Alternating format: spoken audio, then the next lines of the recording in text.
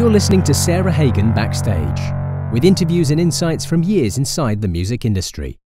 Join Sarah as she talks with masters of their crafts, finding out what makes them tick both inside and outside of the music business. Welcome to Sarah Hagan Backstage.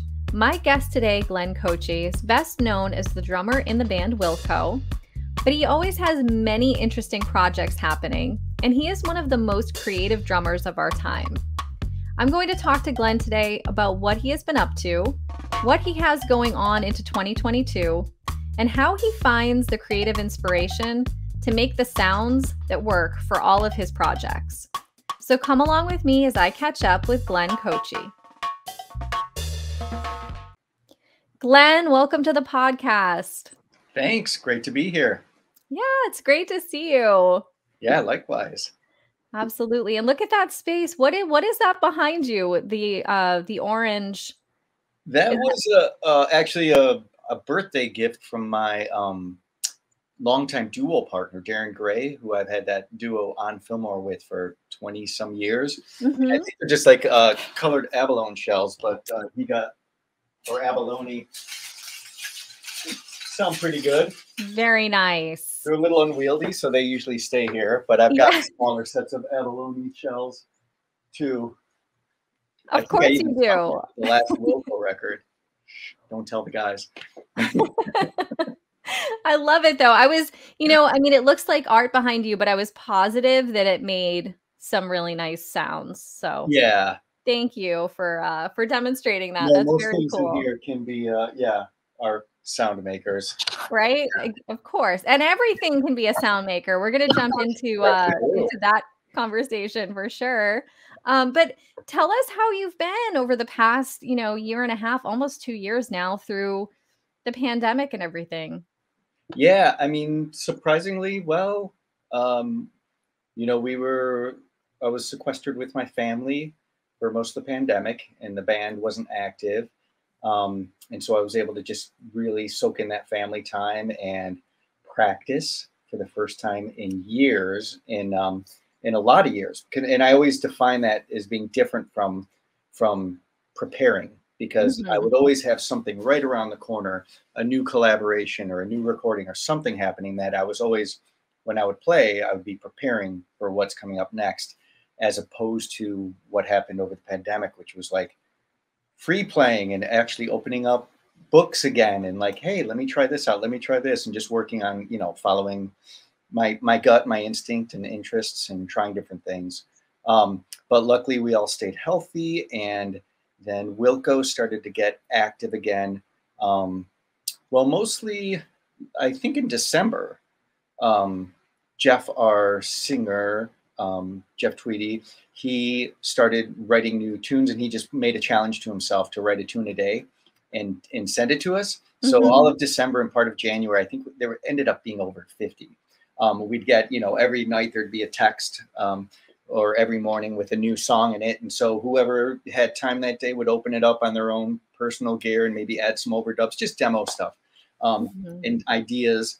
And then we got together a few times. Me and him both live in Chicago, so I got together several times with him, and we've been demoing that material and recording, actually making the recordings. And then guys have come in one at a time, our bandmates, to lay things down. But we really wanted to do this one as a band too, so we do have now a couple sessions booked for the late winter, spring, where everyone will be in town together to record. But besides that, we also started hitting the road again. So we were gone all of August on tour, half of September, and all of October on tour. Wow. Finishing all dates that had been booked for 2020 originally. So, making up all those dates. And what else? I'm continuing. Oh, well, yeah, the On Fillmore, my duo I mentioned. Got final mix for our new record next week on that. And I was also lucky enough in that little break in July before Delta hit, I went over to Finland, where Darren is living now. And I made up a festival from last year where I was playing my solo pieces, and some of my string quartets were getting performed. And that was a beautiful time. But we got 3 days in the studio with Joona Tervoma. So she's a friend of mine I met in Finland, an amazing singer-songwriter, artist, who's now actually married to Darren. And so we got in the studio and started a record as well. So we've got multiple projects happening there. And Amazing. not to talk too much, but we also realized with On Fillmore that we had all of these unreleased things from over the years that had come out on, a compilation, maybe, that was a limited release of CDs or a 10-inch here or there. So all these things basically that no one had access to digitally. So we started at the beginning of the year on Bandcamp, putting up a new album or EP or live thing every month. So there's a lot of new On Fillmore material too. And that's amazing. I've been continuing my drum beat project on my website, Instagram, Facebook, where I just, come up with a beat a week. I'm always writing beats. I've, 25 notebooks right now. Usually get through a whole notebook in about a month and a half. So I'm writing, ideas come into my head and I just play around. Some are written on the kit, some are written away from the kit, some just drawing different inspirations, but anything that I feel is something that I haven't played before, or somewhat original, so I'm not just writing variations on a rock beat or whatever. Something that challenges me and will force me to unlock something new in my playing to be able to play it, or in my thought process. And so I post I pick one of all the beats I'm writing a week and post it. Yes, I love that. I've been following along there, and I love that you put the notation and everything, and it's so cool. Yeah, it's been fun. I mean, originally, I don't even know. Oh, I started it because I recall exactly when so in 2018, I lived in Finland for the year because my wife had a Fulbright over there, and I got the year off with the band, and I was able to just be stay-at-home dad, basically, for a year, which was a gift to get that time with my family and be a stranger in a strange land, which I love. Yeah. Being an outsider and just absorbing a new culture. But Sonar sent me a kit there where we were living, so I was able to just play, and that came right on the heels. I had just finished right before we moved the previous year 3 concertos that I wrote for percussion for drum set. And I was doing a lot of composing before that. And some of them were chambers, some were string orchestra, one was full orchestra. So it was just a lot of writing and writing things like, okay, what's the second viola part going to be? Or, do the bassoons play here? And things that weren't, drumming at all. But it was still interesting and fun and challenging. But when I got to Finland, I was like, I want to write something simple now. And what's the simplest thing I can write instead of thinking of all these different parameters and ideas and concepts and who's going to do. And I was like, a beat is like the most micro composition, if you think of it that way, you know what I mean? And that's how I think about it in terms of balance and, colors and all the different voices, how they react to each other. So thinking of it as a mini composition. And so I started writing those beats in Finland. And then when I got back, I think 2 years ago, I started just, I'll just share these maybe one a week, something I can, that won't occupy too much of my time. Right. Yeah. And it's, you say how the beat is simple, but the way that you play them and the way that you move them around the kit, that's what always fascinates me, because it's never vanilla, it's never just, you're never just like playing, no, I shouldn't say never, but it's not often that you're just playing hi-hat, snare kind of thing. Like you have this array of percussion instruments on your kit, and it's just really cool to see you utilizing those and, hear the sounds that you're using. You could play the beats on hi-hat, snare, but you're utilizing all these other instruments, which I love. Yeah. Most of the thought process behind them are more, can be done on a simple kit. But yeah, it's nice to voice them, to use different timbres and textures, just to, sometimes melody pops out a little bit more that way. So I do, utilize my kit, but that's why I think I include the notations to show that, this can easily be transferred to other or fewer surfaces too. Absolutely. And there's Yeah. something, at least for me, because I love, I follow, I'm sure you do too, a lot of like drummers on Instagram, and I see so much shredding every day that, if I have to be careful and like make sure it's inspiring and not discouraging for me, because, you just see stuff that's like, oh, I'll never be able to do that. I'll never be able to do that.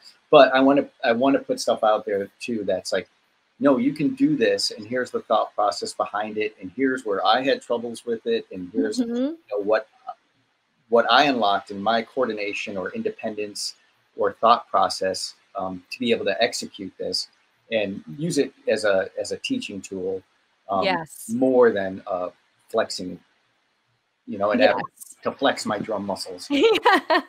Yes. And I'm right there with you. I do. Yeah. My Instagram is like pretty much all drumming. Yeah. And same thing, I scroll through and I see things all the time that I think are unattainable. And amazing, but yeah.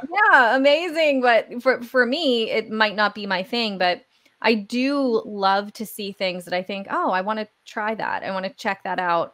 That seems like it's incredibly musical. You're doing something that is I'm able to grasp it. Drummers can grasp it, but it's really musical too. Everything you do is always musical. So I appreciate that about it. And then I do like that in the description, you do say, what might be tough or what you had trouble with. But the words that you just used where you unlock, it's almost like leveling up in an aspect with music and thinking about your thought process and coming up with these beats, unlocking new kind of like creative pathways. That's my favorite thing about music. Discovering something new, unlocking a new skill, a new creative avenue. No, that's still where I get the rush from it that I did when I was 10. Going to bed and knowing that I learned something and I can play something today that I couldn't yesterday. It's just a very gratifying feeling, and just knowing that there's some growth happening is I don't know, it's just a positive feeling. But I had two thoughts, because one was that I also, when over the pandemic, wrote a bunch of new solo pieces for drum set, and I'll start putting those out too on a YouTube channel or something. But the difference between the beats in that, I've noticed, is because when you have a lot more going on in a solo piece, like if I'm playing kalimba and doing an ostinato with my right hand or whatever, you're thinking big picture all the time. But in the beats, sometimes I've noticed that I can really hone in repeating something that's just one measure on different aspects, and especially the mental aspects. And I'll notice if I concentrate on just the bass drum, or now I'm just concentrating on how the snare drum and hi-hat interact, I'll go back and look at it and realize that the beat sounds or feels totally different depending on what I was just thinking about in the beat. You know what I mean? Like, am I thinking about getting my right hand more even between these two surfaces, or am I thinking about making sure my feet are locking in right? And it's like you can hear the differences. That's the kind of stuff that's fascinating to me. That just how I'm processing it in real time is affecting the sound. Because that of course translates to when I'm playing with the band. It's the same thing happening, but yeah. Right. And the other thought I had too, when you were talking about Instagram and all the shredders and stuff, it is inspiring for me to see so many different styles too, and so many different types of musicians.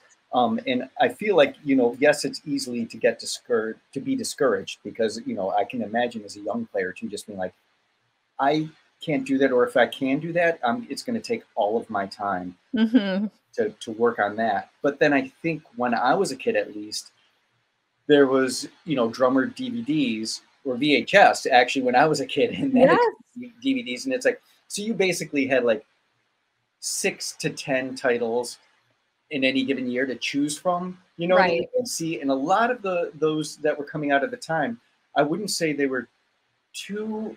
The spectrum was pretty narrow. You know what I mean? The drummers who were putting those out were all of a certain level. Were all more of a certain style of music for the most part. Of course, there's outliers and exceptions, but but people that were kind of playing the same type of style, the same type of music. And so you kind of get one taste of, oh, like this is the highest drumming, this is how you do it. Where now, at least, even though it can be overwhelming, you can see that, wow, this metal guy or this guy's doing weird stuff or this guy's all electronics or whatever, or girl, woman, whatever, you know what I mean? Yes.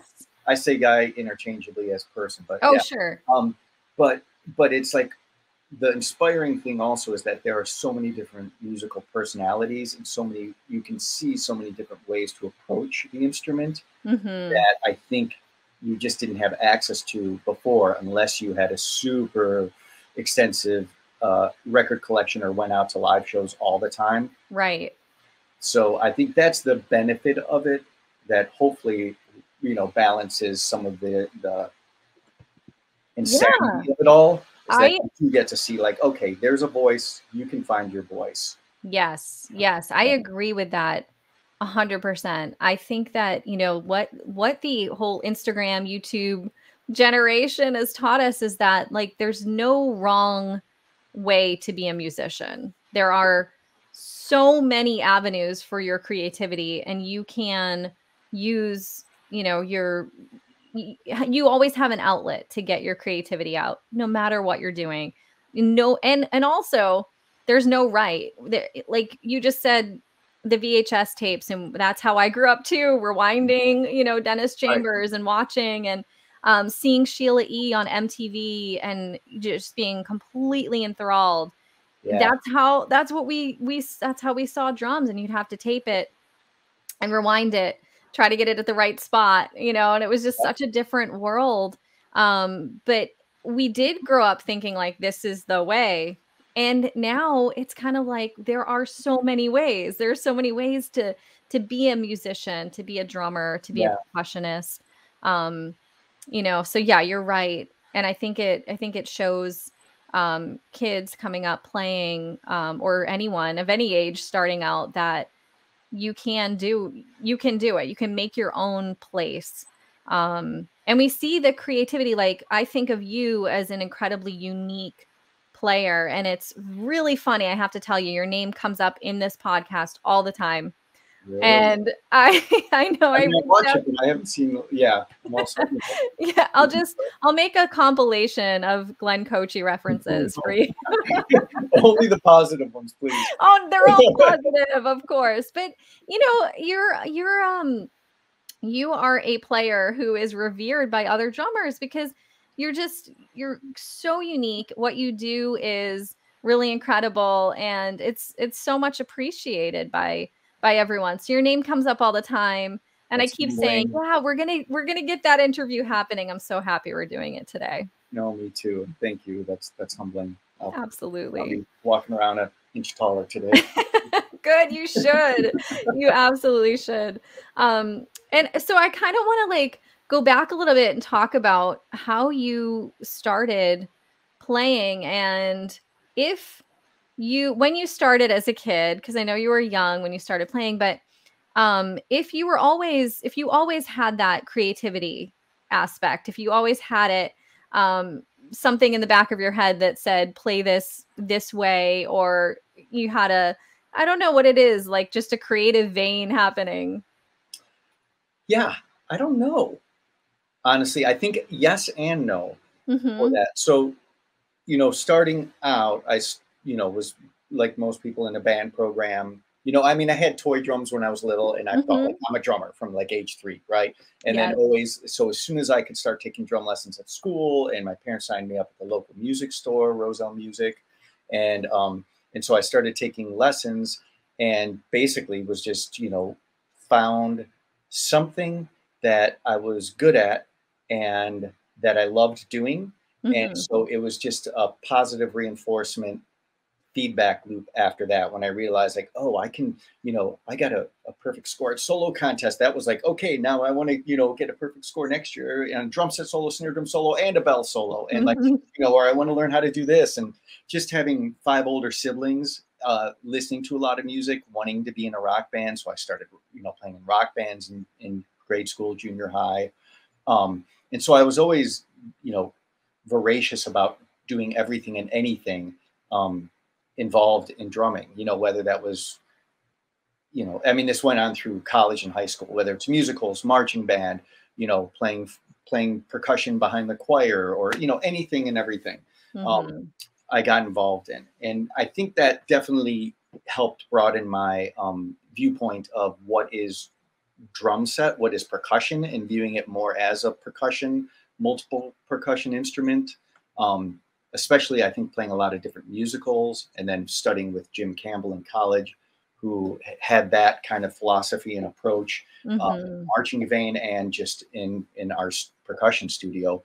But I do remember an early memory. I've always written music. Like, I remember as soon as I was able to play a handful of drum beats, writing, like, stringing them together into a solo that I memorized and would play, you know what I mean? But I do remember, like, maybe 5th or 6th grade at a drum lesson, and the teacher, like, putting up the book of rock, you know, it was actually Keith Wright Celt, and I was playing out of his books that he wrote, which were great. And he's like, okay, play down the page. And I remember writing on the floor tom instead of the hi-hat or the cymbal, and him going, whoa, well, yeah, go ahead, do it. Why not? You know, that's kind of, you know, that's not what it says, but just being like, well, what's the difference? You know what I mean? But then also, and I know, like, in high school, definitely stretching out with my rock band for overdubs, you know, on our 4-track, we'd be recording songs, and I would definitely try some different things. Like, I remember scraping cowbells and wind chimes on the floor for an overdub or something. So trying different things, but I don't think I really tapped into any creativity until later, because I would see it in some of my friends and some other drummers I knew, and I'd be like, how do they come up with those parts that are so cool, or that idea, it's so inspiring. And I think the secret is just doing it and getting in the practice. And, you know, I've read extensively about different composers or artists and their working style. And, recently Jeff from my band even wrote a book on it. And it's just, I think the secret is you just do it, practice of doing it, and then it just comes naturally.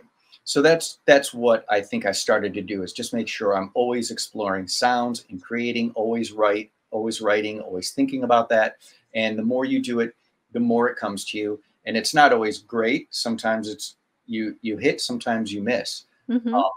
But I think it's just that being in the practice, in the mentality of always being open and always creating, and then the ideas come to you.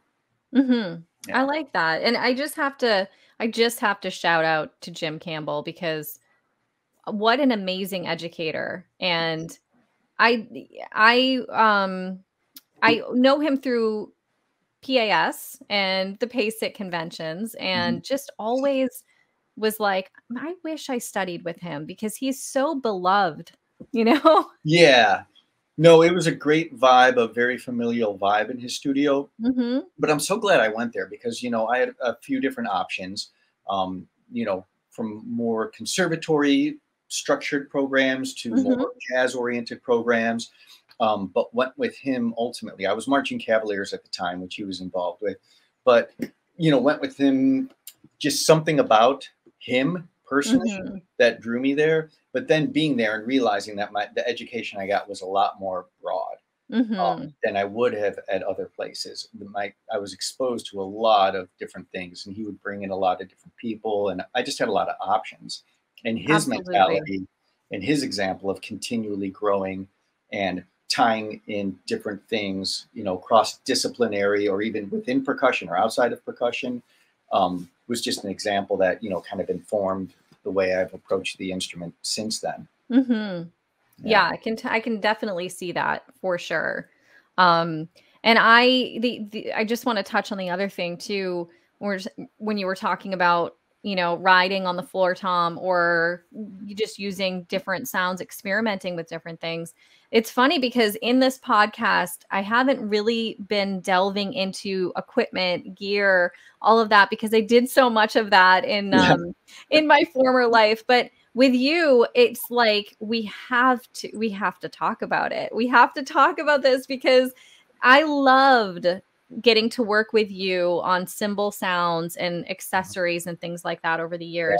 You are always pushing the boundaries of things and coming up with new ways to use things that had been created for other purposes, which I love so much. Mm-hmm. And every time I see a video that you post, I notice something new, something different, something being repurposed.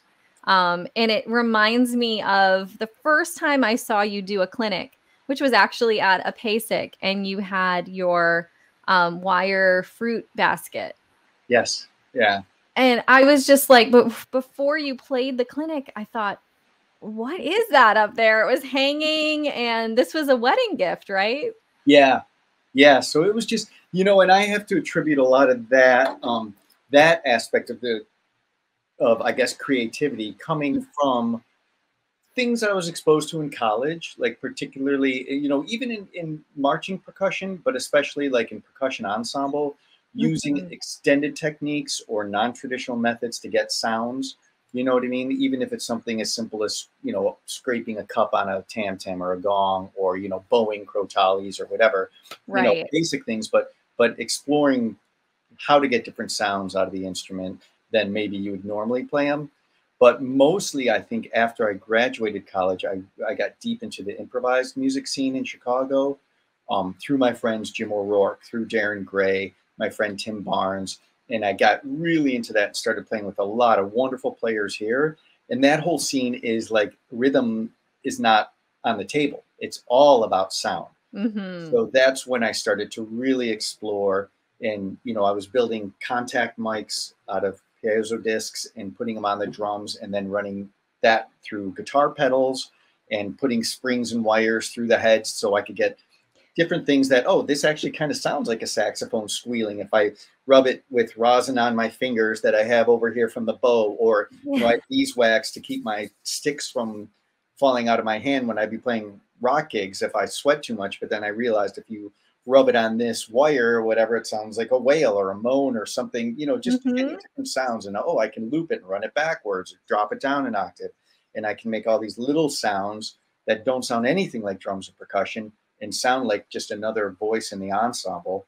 I can do that. So I think though seeing some of those players, you know, and I've name checked them before, but like Paul Litton, Paul Lovins, you know, Eddie Prevost, just, you know, there's a whole crop of really great European improvisers that were deep into sound exploration. And then, you know, generations after that, of course, of people I listened to, but that kind of gave me the green light or the assurance that, no, this is something that's worth going down this road, because you're going to stumble upon some cool stuff.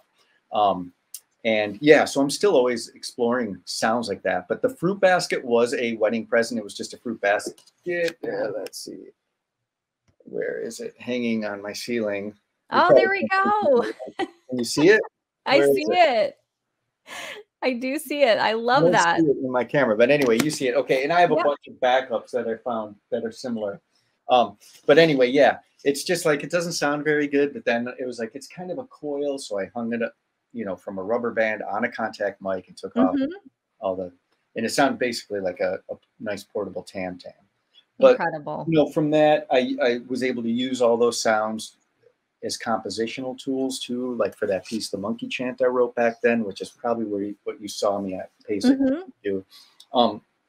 Yeah, and it's just, it's always worked out. When I first joined Wilco, you know, that's what I just gave, I was just thinking about this. I just gave some interviews because it's the 20th anniversary of the record, my first record that I played on Yankee Hotel Foxtrot. Wow. And some of the sounds on that, you know, I remember I was just bringing in, encouraged to do whatever. So we were playing, you know, I was playing Super Ball mallets on piano strings and hubcaps through distortion pedals and, you know, ceramic tiles with mallets. And it's all over that record. But it was like kind of melding in and realizing like, no, this isn't just for, you know, the improvised music shows in a basement with 20 people there. It can be over here too, you know, and with some fresh sounds that might, I don't know, might make people be like, what's that? And listen closer to the lyrics, or, you know, just might be a good fit. Yeah. Yeah. It can be more like mainstream, so to speak, you know? Yeah.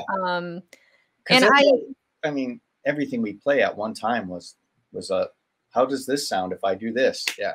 Yeah, of course, right? Yeah, it's all an experiment until it works, and then, you know, you utilize it in a special way. And I think about all the time. I remember years back when you did the Delta faucet commercial. Yeah.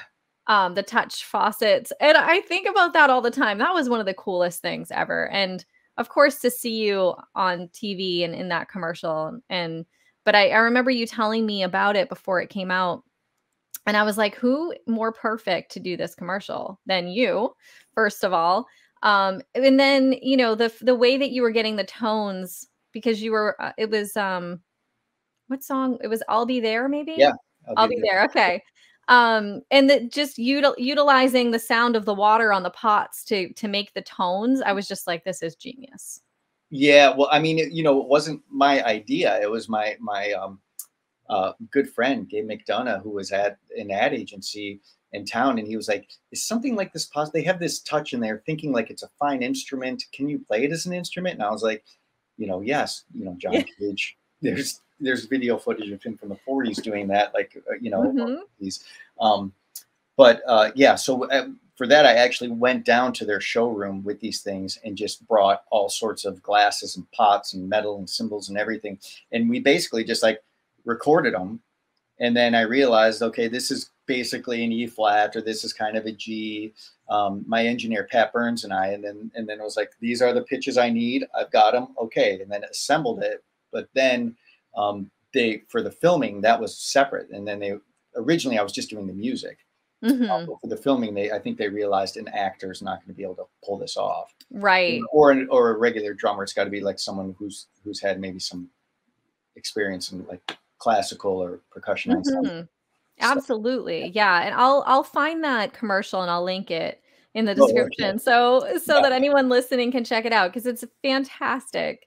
And I don't want to repeat myself, but the thing that I remember so clearly about it, and I've said this before, was like the things that I didn't realize I would need to use for that, because it's touch on and off. So I'm like, oh, I'm remembering, you know, playing gamelan stuff, or particularly a Michael Udow excerpt from his multiple percussion book that's on vibes, where you're playing a vibe note, dampening it, and it's all like about, you know, or timpani, how you have to dampen it as soon as you play it. So it's like sound off, that sort of thing. And then all the drum and bugle corps coming in, where it's like, to make it over there to that faucet, I have to position my feet this way and my shoulders. So it's like thinking ahead of like, not just what you're playing, but where am I looking? Where is my body positioned for the next move? So kind of more the choreographical aspects of it. So it was cool that it was like, here I am doing this weird commercial, but I'm drawing from having played in percussion ensemble and drum and bugle corps and you know, all these different you know, multiple percussion, and drawing on all those different aspects for this. It all came together. Yeah, I did that stuff. I know. And also for like all percussionists, all drummers who tap and bang on anything in the vicinity, and like the kitchen is a wealth of things that make great noises, toasters and all that stuff. Right? And drive like the rest of our families crazy, because we're always banging and tapping on things. But so like for everyone to see that commercial and see like you making music from it was just super cool. Yeah, I feel like I buy as much gear in hardware stores as I do in music stores. Yes, I bet that is true. Like I said, every time you post a new video, I'm like, what is that? What is that? What? In fact, I have to ask you, you have a kind of like a small mobile kind of thing with, it looks like blue translucent. I don't know if it's plastic or glass hanging down from an orange. I'm not sure. My hi-hat? Something right above like your first tom in some videos. Okay. Some videos. I'm wondering, those might just be some dragonfly percussion glass chimes. Okay, I bet that's what it is. I wasn't sure if it was glass or. Give me a second. I can probably locate them. In the chime collection, right? Show you, yes, in the midlife crisis.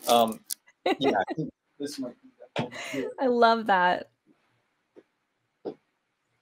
Would it look like this? And sometimes I hang these down. That's it. That is it right there. Okay, yeah. Yes. These are dragonfly percussion glass chimes. Amazing. Yeah. I've got a couple sets of those, and if I can locate them, the quietest chimes I own are just made of razor blades that he would use to make the stuff. I don't see them right now. They might be at the Wilco space. But anyway,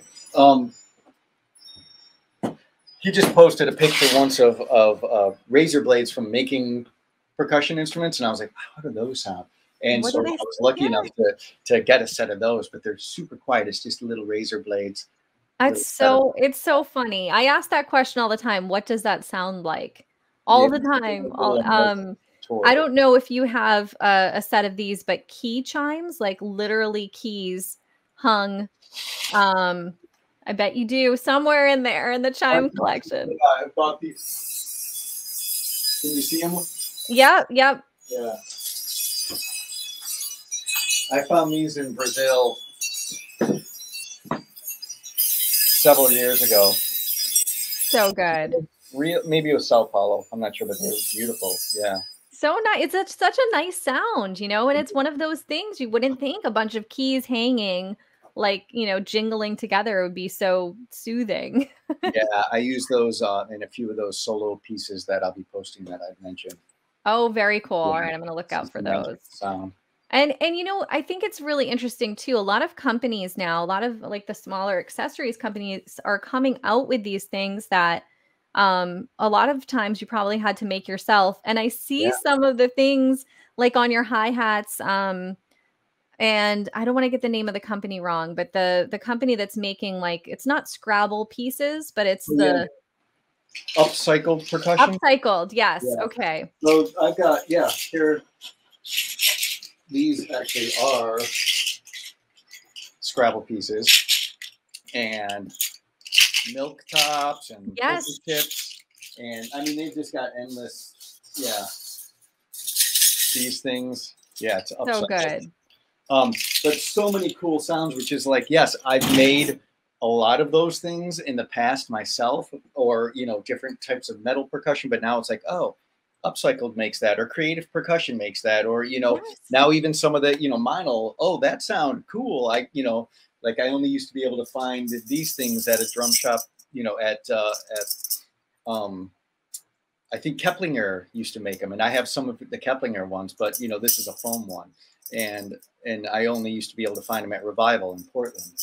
Right. Now it's like, oh, okay. So it's great that, yes, there's a lot. This didn't exist when we were young, you know. Yeah, exactly. Big companies, and they only kind of put out what would sell, and some of the more strange percussion would just, you know, if it didn't sell or there wasn't a call for it anymore. All the traps that used to exist in the 20s and 30s, if you've ever looked back at old catalogs, there's just so many amazing sounds available. And then that kind of went away, but now it's because there's so many smaller companies just doing their own thing. Yeah, exactly. I love that. And you know, Groovax, the company that I'm working with Russ Miller, is so much just like that. You know, Russ is a sound guy, and if it makes sense and it's something that is necessary in the world of percussion, it's like, let's go for it. Let's make it. So I love the stuff that we're working on there. And for me, who always asks the question, like, "Ooh, what does that sound like?" or "Can we do that?"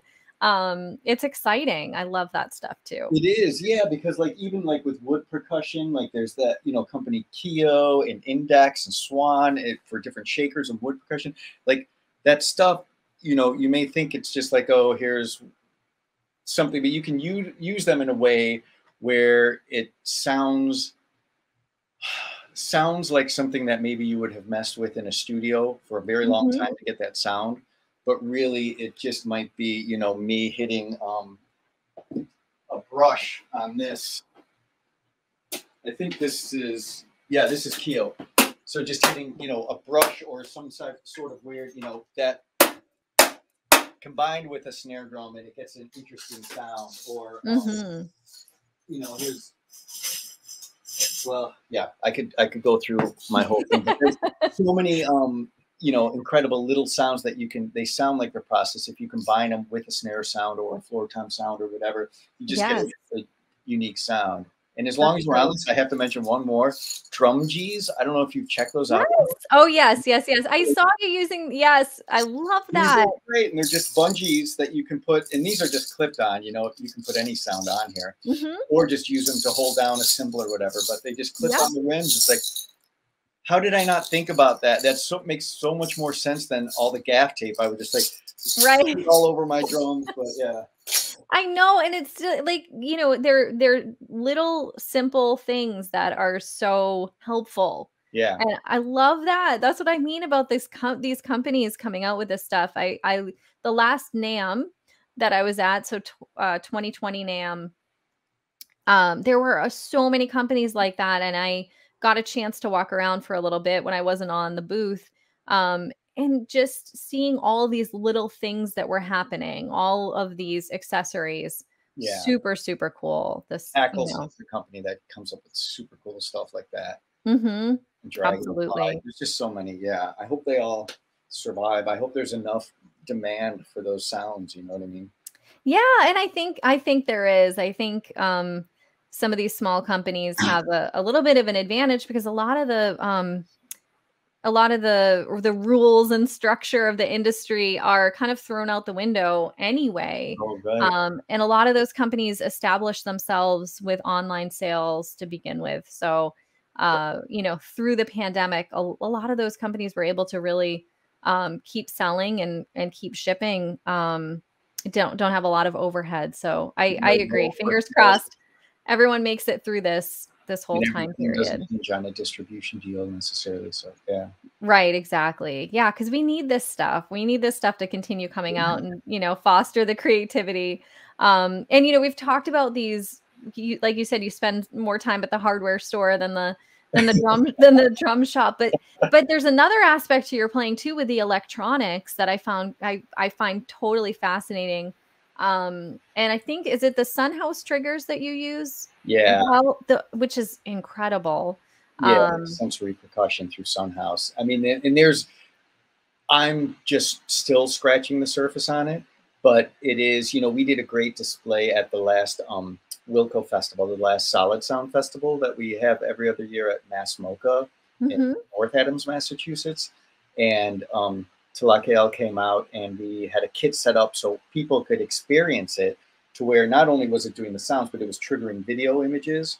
Oh, cool. The festival as well. So people were able to sit down and play a beat, and maybe it was chords or synth sounds or, you know, strange process sounds or drum sounds, and also trigger the video to go with it. And, you know, there's a lot of people, you know, Ian Chang comes to mind, or Greg Fox, who are just using it really brilliant ways with video and lights.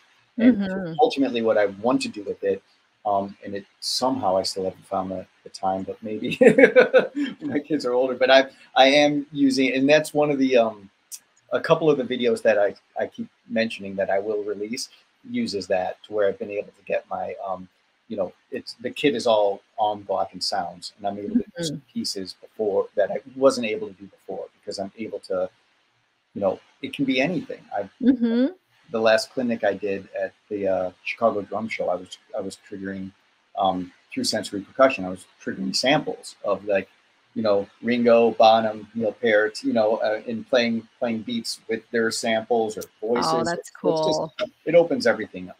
Yeah. I still use the SPD as well, just to get, you know, sounds that I need to hit right there.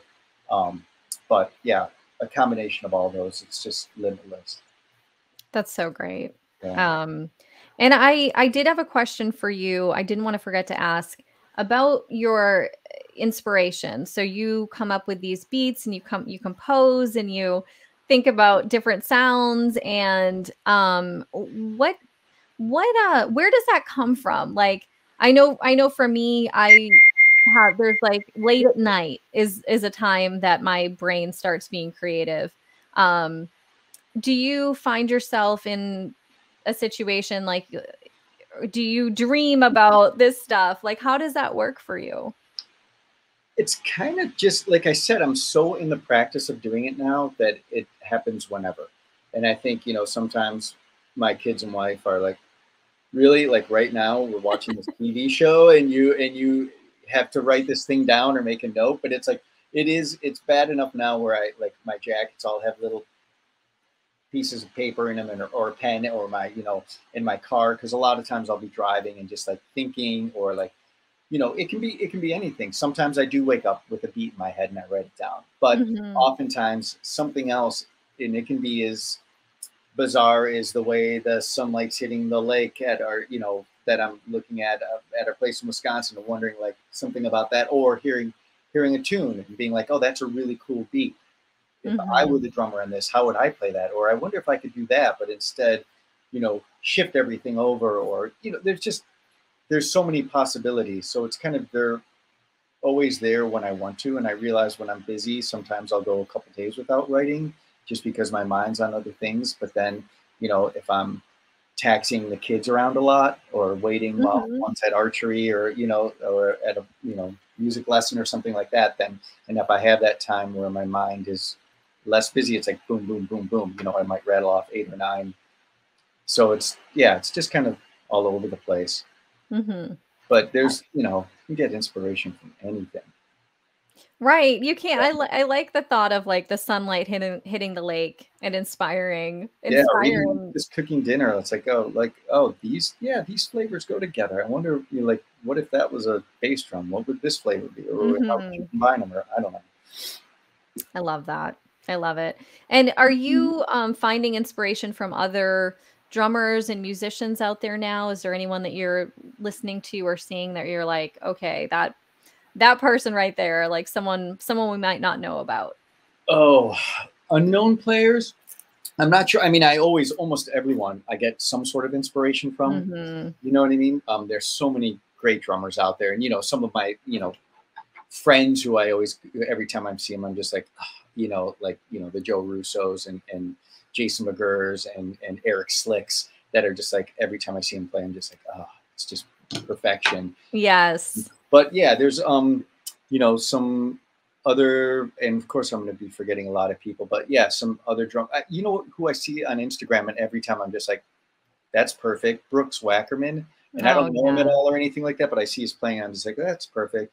But there's also some other, great. This guy Marcus Reich from Germany. Every time I see him play, he's playing quiet stuff because he's got kids and he seems like he's in an apartment.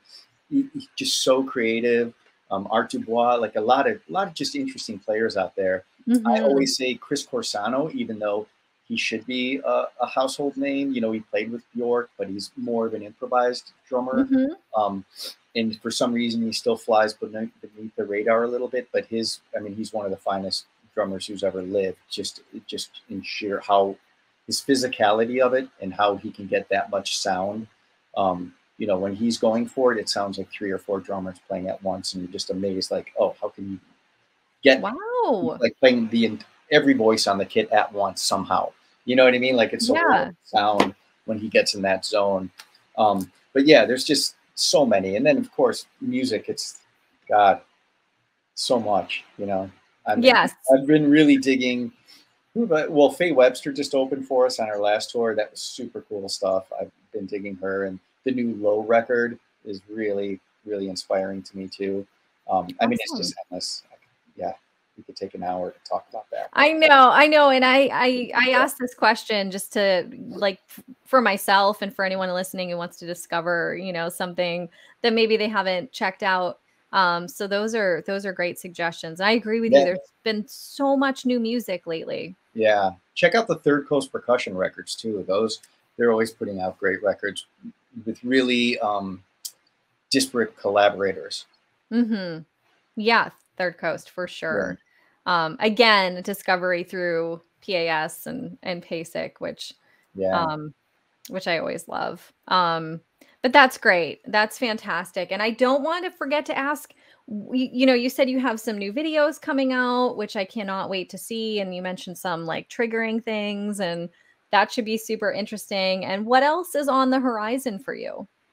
So yeah, I'll be releasing all of those, and then um, I guess I'm continuing. I'm up to beat 100 this week. So I need to figure that one out. And Yay. I'm going to continue that project for a while. Hmm. And let's see, Wilco, we have our Mexico festival in January. And then we'll Yes. be finishing up our record recording at least by spring, I think. And then we're hitting the road again. We're in Europe in June, our festivals in May. We'll be doing more touring in the States in the summer. And then those On Fillmore records should be, I'll be finishing one up, but the other one should be out sometime then next year, early next year. And what else? I don't know. You know, That's a lot. just got some work here and there, mostly Yeah. from home these days, but I know there's probably, oh yeah, I'm continuing to work with the dance company. I work with 8-9 Dance out of Los Angeles. Danielle Agami is the creative director, the choreographer, and we've done a handful of collaborations in the past, and that's always super rewarding for me because you Hmm. know it's sound and motion, and what they're doing is motion with sound, and it's like it's a really interesting collaboration that I get to stretch out on. So I've been working on a piece lately for them that's very different from anything I've done previously. Um, actually writing all the rhythms and the music from chants and crowd noise, Mm. protests, and things like that. So Wow. that, and then drawing from it. Yeah, so that's That always a super sounds, cool collaboration. yeah, absolutely. That sounds very cool. And when will that be out? I'm not sure. I think that actually might be part of so it's a live piece that they do, but I think that's going to be a film. So I think, we're just trying to finish it by the end of the year. Very So a cool. short film from 8-9, which is ATE/9. Yeah. And so that's always a good source for interesting collaborations.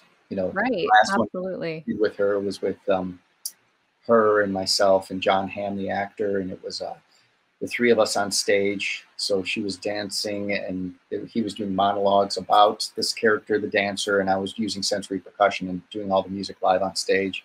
Um, so that was always, really challenging too. And yeah, it's just always good stuff to keep me growing. There's always something new. I feel like every time we talk, you tell me about something like totally different and unique that you're working on, and it's just so cool. Do I have attention problems? No. What was that? Do I have attention problems, I wonder? No, no, in like the best way, like you said it to grow, right? You're doing new Yeah. things and like growing in new directions, and I'm always fascinated by whatever it is that you have going on. But I'll put Yeah. some links in the description so that anyone listening or watching can follow you and everything that you're doing and see all of these cool projects too. Thank you. Yeah, because sometimes it's I question sometimes like why do I do this excursion, and it seems like it's something that happens and then it's gone away. Like when I collaborated with Radiolab on their tour, or like doing things with the orchestra, string quartet, or dance company, whatever. But then Mhm. you realize as you get away from it, and maybe a few years pass, there's tie-in with this and different things that I got from that or this tie into what I'm currently doing, and Mhm. yeah. And Yeah, I'm and also it always next solo record too, and that's where I'm getting with this. A lot of that stuff is coming. I realize it wasn't an isolated experience. It was just groundwork for what I'm doing right now. absolutely, yeah, and it all comes back and you know comes into who you are as a musician. And I always say it's really similar to like traveling because you go away and you come back with this whole new perspective on the world or a whole new like vision of where your place is in the grand scheme of Yeah, things. And I think musically it's a similar situation. You're traveling outside of the norm into some other thing but you end up bringing a part of that back with you. Like you're changed forever, right? yeah, yeah. Yeah. Um so I love that. And I can't wait to see all of this content and hear the music and yeah, I'm excited for you. This all sounds amazing. Thanks, and I'm so glad you're doing this, and you're busy as ever. Thank Yeah, you. a lot of Absolutely. new nice avenues opening for you. This is it's great. Thank you so much. Yeah, it's been quite a year, I think, for us all, or year and a half, almost 2 years of transition and new things and new ways of doing things. And I think, you know, it's also allowed a lot of growth. So it's a good thing. Yeah. Absolutely. Thank you so much, Glenn. Thanks for coming on today. It was amazing.